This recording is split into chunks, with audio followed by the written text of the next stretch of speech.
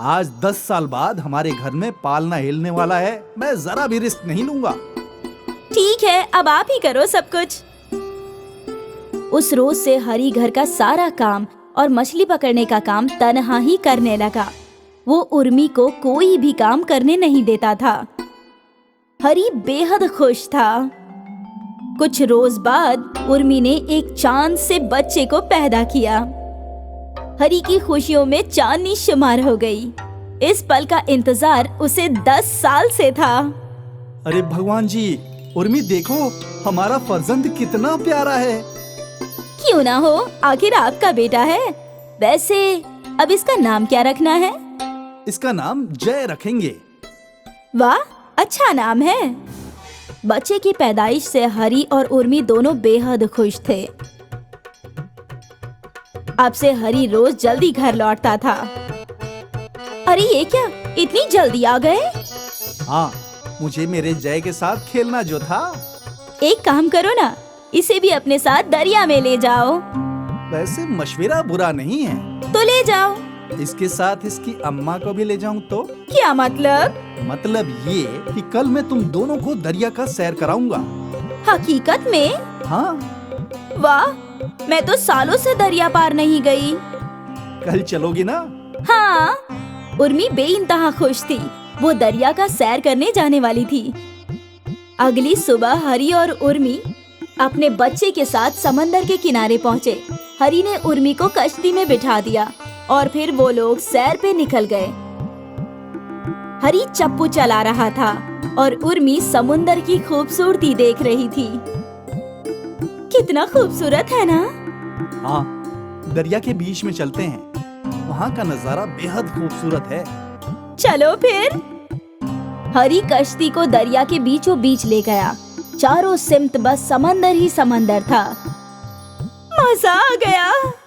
मैंने कहा था ना, तुम्हें ये नजारा पसंद आएगा। वाह, बेहद खूबसूरत है। हरी और उर्मी एक जानिब दरिया देख ही रहे थे कि दूसरी जानिब दरिया में बड़ी बड़ी लहरें बनने लगी।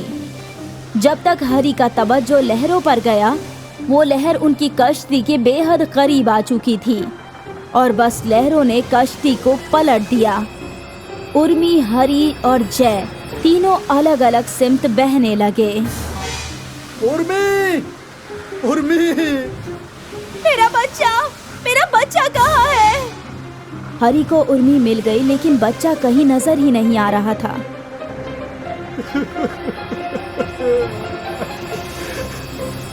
उर्मी! हरी ने रोते रोते उर्मी को किनारे तक लाया और फिर किनारे पर दोनों बिलख बिलख कर रोने लगे। मेरा जय, मेरा जय, मेरा बच्चा।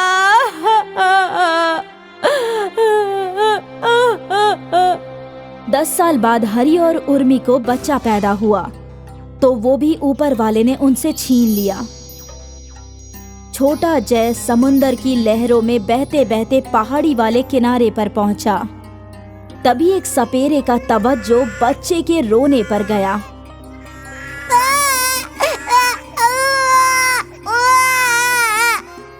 ये बच्चा यहाँ कैसे आया?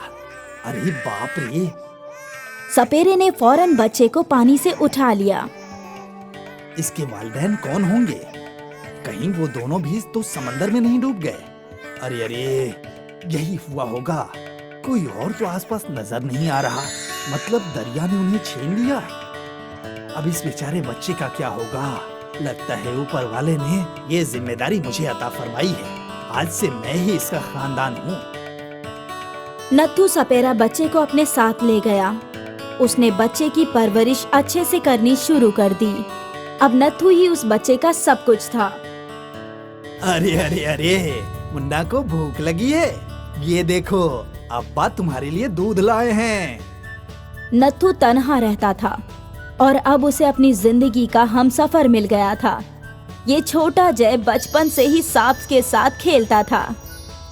नहीं मुन्ना, ऐसे नहीं। सांपों को ऐसे नहीं पकड़ते, वो तुम्हें डस लेंगे। नत्थू बचपन से ही मुन्ना को सांपों को पकड़ने की हुनर सिखाने लगा और जब मुन्ना बड़ा हुआ तो वो पलक झपकते ही जहरीले से जहरीले सांपों को पकड़ने लगा। ये देखो अब्बा, मैंने कोबरा पकड़ा है। ये हुई ना बात, तूने साबित कर दिया कि तू मेरा ही बेटा है। कोई शक अब्बा? अब से आसपास के गांव में अगर कोई भी सांप आ जाता तो वो लोग मुन्ना को ही बुलाते थे। चाचा, मुन्ना भाईजान है क्या? क्या काम है? वो हमारे गांव में सांप आ गया है तो उसे पकड़ना है। ठीक है। अरे मुन्ना, जाओ बेटा, तुम्हें बुला रहे हैं। ठीक है अब्बू जान, अभी गया और अभी आया। धीरे धीरे नत्थू की तबीयत खराब रहने लगी। मुन्ना परेशान था, उसका सब कुछ नत्थू ही तो था। अब्बा, मैं आपकी दवाइयाँ लेकर आता हूँ। रुक जाओ बेटा, मुझे तुम्हें एक हकीकत बतानी है। मैं दवाइयाँ लेकर आ जाऊँ फिर बता देना। नहीं बेटा, तुम्हें अभी सुनना होगा। तुम मेरी औलाद नहीं हो। आज से 20 साल कबल मैं पहाड़ी के पास बैठा था, तभी मुझे तुम्हारे रोने की आवाज सुनाई दी। तुम समंदर में बहकर यहाँ आए थे। क्या? उस रोज मैंने तुम्हारे वालिदैन को तलाशने की पूरी कोशिश की, लेकिन वो मुझे नहीं मिले। तो मैंने मान लिया कि शायद वो डूब गए होंगे और इसीलिए मैंने तुम्हारी परवरिश अपने बेटे की तरह की। तो क्या मेरे वालिदैन जिंदा हो सकते हैं? शायद होंगे या शायद नहीं भी, लेकिन तुम्हें उन्हें तलाशने की एक कोशिश तो करनी ही चाहिए। ठीक है अब्बा। मुन्ना, कभी अपने अब्बा को मत भूलना। ये आखिरी अल्फाज कहकर नत्थू की रूह जिस्म से जुदा हो गई। अब्बा! नत्थू के जाने से मुन्ना बेहद गमगीन था, लेकिन अब उसके जहन में अपने असली वालिदैन को तलाशने का जुनून सवार था। क्या मेरे वालिदैन जिंदा होंगे? अगर होंगे तो कहाँ होंगे? उनका इंतकाल तो नहीं हो गया? और अगर जिंदा होंगे तो मुझे एक कोशिश करनी ही चाहिए। और इस मकसद से मुन्ना कश्ती लेकर अपने वालिदैन की खोज में समंदर के सैर पर निकल पड़ा। आज 20 साल बाद वो वापस उसी जगह पर था, समंदर के बीच में।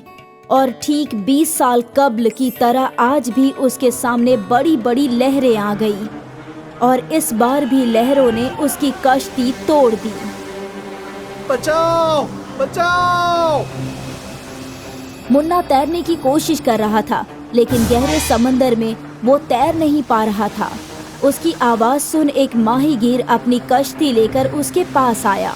बेहोशी के आलम में मुन्ना को उसने अपनी कश्ती पर खींचा और फिर उसे अपने घर ले आया।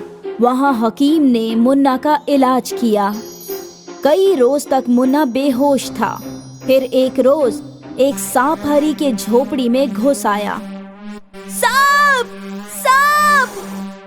सांप की फुंकार सुनकर मुन्ना को होश आ गया। मुन्ना ने फौरन ही उस सांप को पकड़ लिया। हे भगवान, वो तुम्हें काट लेगा बेटा। आप डरो मत अम्मा, मैं सपेरा हूँ, ये मुझे कुछ नहीं करेगा। मुन्ना ने उस सांप को एक डिब्बे में बंद कर दिया। हे भगवान, तुमने हमारी जान की हिफाजत की। शुक्रिया बेटा। आपका भी शुक्रिया। मुझे तो लगा था कि मैं उन लहरों में मर ही जाऊंगा। बेटा, तुम माहीगीर तो नहीं हो, तो तुम गहरे समंदर में गए ही क्यों थे? अपने वालिदैन की तलाश करने के लिए 20 साल कब्ल इसी समंदर में वो मुझसे जुदा हो गए थे। जय! बेटा, तुम हमारी ही औलाद हो, हमारा जय। 20 साल से हम तुम्हारी तलाश कर रहे हैं। अम्मा, अब्बा, ऊपर वाले ने आखिर आप लोगों से मिला ही दिया। मुन्ना ने अपने वालिदैन को गले लगा लिया। जिस समंदर ने जय को उसके खानदान से जुदा किया था, उसी समंदर ने आज उन्हें मिला दिया। इसे ही तो कहते हैं तकदीर का इंसाफ। खोए हुए बेटे को आखिर उसका खानदान मिल ही गया।